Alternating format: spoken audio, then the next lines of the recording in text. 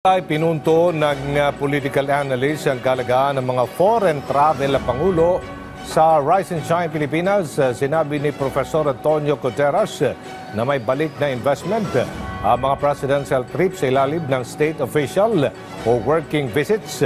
Mas naipapahayag din niya rito ang posisyon ng Pilipinas sa iba't ibang isyu sa harap ng mga lider ng iba pang mga bansa sa pagdalo ni Pangulo Ferdinand R. Marcos Jr.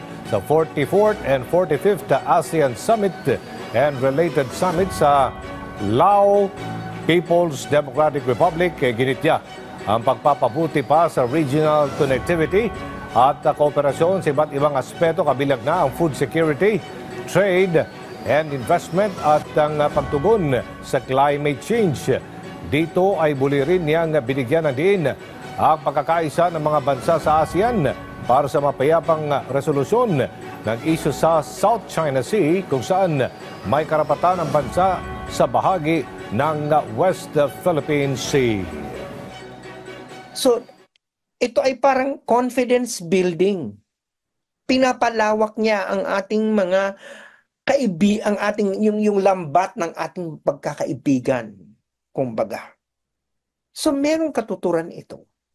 Hindi lamang ito gastos. Hindi lamang ito luho.